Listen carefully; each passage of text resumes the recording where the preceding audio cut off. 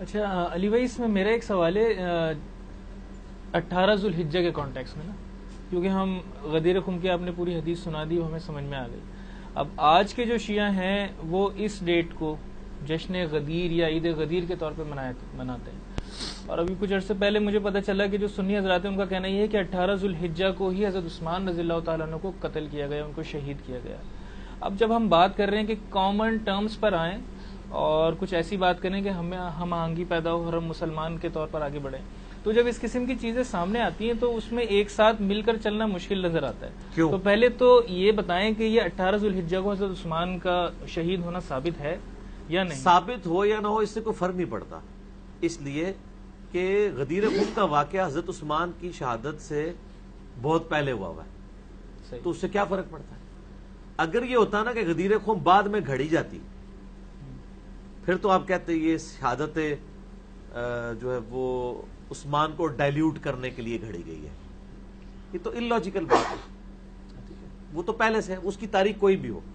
دوسری بات، شہادت عثمان سنی شیعہ کے درمیان کامن ٹرم نہیں بن سکتی کبھی بھی، نہ حضرت ابوبکر عمر کامن ٹرم بن سکتے ہیں. کامن ٹرم جو ہے وہ غدیر خم ہی بن سکتی ہے. تو کامن ٹرم کے اوپر بات کی، تو یہ تو سنیوں کا ایک یعنی بعض کا ڈکوسلے والا معاملہ ہو جاتا ہے نا، جب یعنی وہ رجب کے کنڈے دیتے ہیں، وہ کہتے ہیں کہ حضرت امیر معاویہ رضی اللہ تعالیٰ عنہ کا جشن منا رہے ہیں، امام جعفر صادق والا. یہ ان سے بھی پوچھ کے دیکھ لیں تو وہ آپ کو بڑی سخت زبان دیں گے. وہ کہتے ہیں کہ ہم ان کو اتنی اہمیت ہی نہیں دیتے ہیں کہ ہم ان کے دن کو منائیں، ہم اہل بیت کا ذکر خیر کیوں نہ کریں. ٹھیک ہے، تو یہ ایک ڈائلیوٹ کرنے کے لیے نا ٹوٹ کے گھڑے میں ہے. مثال کے طور پر پاکستان میں بریلوی مکتب فکر کے لوگوں سے اگر آپ پوچھیں نا اہل حدیث کے بارے میں، تو وہ کیٹاگوریکل کہیں گے جی اہل حدیث تو ہوتے ہی گستاخ رسول ہے. تو کیا میں پاکستان کے 15 کروڑ بریلویوں کے کہنے پہ اہل حدیث کو گستاخ رسول ڈکلیئر کر دوں، میجورٹی از اتھارٹی کو؟ تو سر پھر ہم اہل حدیثوں سے بھی کہیں گے کہ جب آپ لوگوں کے اوپر اس طریقے سے فتوے لگاتے ہیں اہل بیت کی محبت میں رافضی ہونے کے، تو وہ بھی ایکسیپٹیبل نہیں ہوں گے. ادروائز سب سے پہلے تو آپ گستاخ رسول ڈکلیئر ہوں گے لوگوں کے کہنے پہ. گستاخ رسول ہونا بڑا جرم ہے، رافضی ہونا تو بہت چھوٹا جرم ہے اس کے مقابلے پر.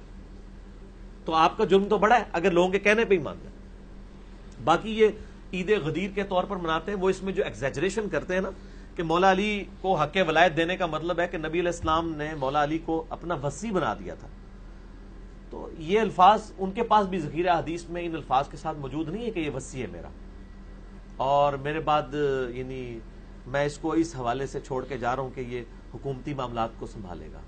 میں نے حدیث قرطاس پہ 3 گھنٹے کا لیکچر دیا ہے، وہ کاغذ قلم والی جو حدیث سید عمر، اس میں نے کلیئر کٹ ثابت کیا کہ نبی صلی اللہ علیہ وآلہ وسلم آپ کوئی ایمپرر بادشاہ نہیں تھے، آپ پیغمبر تھے. اگر سیدنا علی کو آپ نامزد کر دیتے تو یہ ملوکیت کی ہی ایک قسم ہو جاتی. آپ کبھی یہ کام نہ کرتے. میں نے ڈیٹیل سے اس پہ بات کی، آج اس طرف جانا نہیں ہے، نہ کسی کو اس پہ سوال کرنے کی اجازت ہے کیونکہ وہ 3 گھنٹے کا ٹاپک ہے، باقی سوالات رہ جائیں گے. مسئلہ 55B میرا یوٹیوب پہ جا کے لکھیں 55-B- مسئلہ، تو وہ کھل جائے گا. نبی صلی اللہ علیہ وآلہ وسلم کے بچوں کی جگہ تھے سیدنا علی، اگرچہ وہ ہر لحاظ سے کیپیبل تھے، لیکن نبی صلی اللہ علیہ وآلہ وسلم اس چیز کا بھی اہتمام کرتے تھے کہ میری وجہ سے کوئی ایسا طریقہ جاری نہ ہو کہ لوگ اس کی پھر پلی لینا شروع کرتے ہیں. ٹھیک ہو گیا؟ تو یہ جشن غدیر وہ اس حوالے سے مانتے ہیں کہ وہ سیدنا علی کو نبی علیہ السلام نے ایک اسپیشل پروٹوکول دیا اور ان کے بقول وصی بنا دیا. تو اس میں ہم اکثر کہتے ہیں کہ اگر یہ وصی بنانا ہوتا تو غدیر پہ یہ خطبہ نہ ہوتا بلکہ حجۃ الوداع پہ ہوتا، جہاں پوری امت جمع تھی. یہاں تو صرف اہل شام اور اہل مدینہ رہ گئے تھے، انہی کو اصل میں ڈرایا جا رہا تھا کہ تم لوگ سیدنا علی کے خلاف نہ کھڑے ہونا صفین کے اندر، لیکن انہوں نے پھر خیال نہیں کیا. اس سے زیادہ کچھ نہیں ہے. ٹھیک ہو گیا؟ اہل تشیع ویسے سوال تو کرتے ہیں کہ آپ کے حدیثیں موجود ہیں، آپ حدیثوں کو بھی مانتے ہیں، تو کیا غدیر خم سے ولایت اور خلافت ثابت نہیں ہوتی؟ میں نے بتا دیا نا کہ اس کے اوپر 55B دیکھ لیں. ولایت تو ثابت ہے، حق ولایت تو مانتے ہیں، کون نہیں مانتا؟ پوری امت ان کو ایک عظمت کا درجہ دیتی ہے. حق ولایت کا مطلب اگر یہ لیا جاتا ہے کہ وہ نبی علیہ السلام کے بعد خلیفہ چنے گئے ہیں اور اس کے لیے وہ پلی لیتے ہیں بخاری اور مسلم کی اس حدیث سے جو بخاری مسلم دونوں میں ہے کہ اے علی تیری میرے ساتھ وہی نسبت ہے جو ہارون کی موسیٰ علیہ السلام کے ساتھ، مگر میرے بعد کوئی نبی نہیں ہے.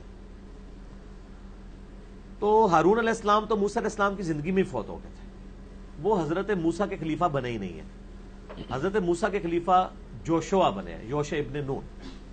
اس میں صرف یہ تھا کہ اس میں الفاظ موجود ہیں کہ تبوک کے موقع پر آپ صلی اللہ علیہ وآلہ وسلم پہلا اور آخری موقع تھا کہ سیدنا علی کو چھوڑ کے جا رہے تھے، ساتھ نہیں لے کے جا رہے تھے، تو انہوں نے رونا شروع کر دیا کہ میں تو نبی علیہ السلام کے ساتھ جاؤں گا. آپ نے فرمایا تو اس پہ خوش نہیں کہ تیری میرے ساتھ وہی نسبت ہے جو ہارون کی موسیٰ کے ساتھ، مگر میرے بعد کوئی نبی نہیں. یعنی جیسے موسیٰ علیہ السلام کوہ طور پر گئے تھے چند دنوں کے لیے، ہارون کو چھوڑ گئے تھے، میں بھی کچھ عرصے کے لیے جا رہا ہوں تبوک پر، واپسی پہ میں آ جاؤں گا. اس سے مراد وہ والا خلافت والا معاملہ نہیں تھا. ٹھیک ہو گیا جی؟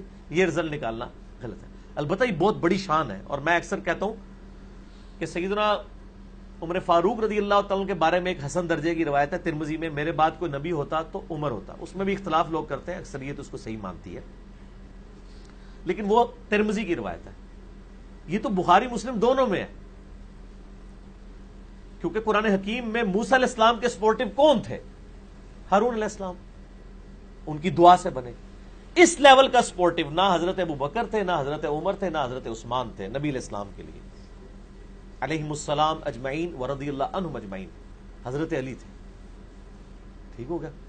اسی طریقے سے میں نے آپ کو بتایا کہ سنی کس طرح معاملات کو ڈائلیوٹ کر جاتے ہیں کہ مسلم شریف کے اندر حدیث ہے حضرت علی کے فضائل کے چیپٹر میں، بخاری میں موجود ہے، مسلم والا طریق میں پڑھ رہا ہوں کہ غزوہ خیبر کے موقع پر آپ نے فرمایا کل میں اس شخص کے ہاتھ میں جھنڈا دوں گا جو اللہ اور اس کے رسول سے محبت کرتا ہے، اللہ اور اس کا رسول اس سے محبت کرتے ہیں. صحابہ کہتے ہیں ہم پوری رات سوئے نہیں اس فکر میں کہ یہ خوش نصیب کون ہوگا. اور حضرت عمر کے الفاظ ہیں صحیح مسلم کے اندر، یہ پہلا موقع تھا کہ مجھے رشک ہوا کہ کاش وہ شخص میں ہوں، اور کہتے ہیں میری تڑپ میرے دل میں ہی رہ گئی. حضرت علی کو نبی علیہ السلام نے وہ جھنڈا دیا، تو حضرت علی پر رشک کرتے تھے سیدنا عمر. ہمیں ایک جعلی روایت وہ سنن کبری البیہقی سے بتائی گئی ہے، جس کو البانی بھی کہتے ہیں کہ یہ جعلی روایت ہے، جھوٹی، ضعیف نہیں، جھوٹی. شیخ زبیر صاحب بھی اسے ریجیکٹڈ روایت مانتے ہیں. وہ جی حضرت عائشہ ایک دفعہ کہنے لگی یا رسول اللہ صلی اللہ علیہ وسلم یہ آسمان کے برابر کسی کی نیکیاں ہیں؟ تو آپ نے فرمایا عمر کی رضی اللہ تعالیٰ عنہ.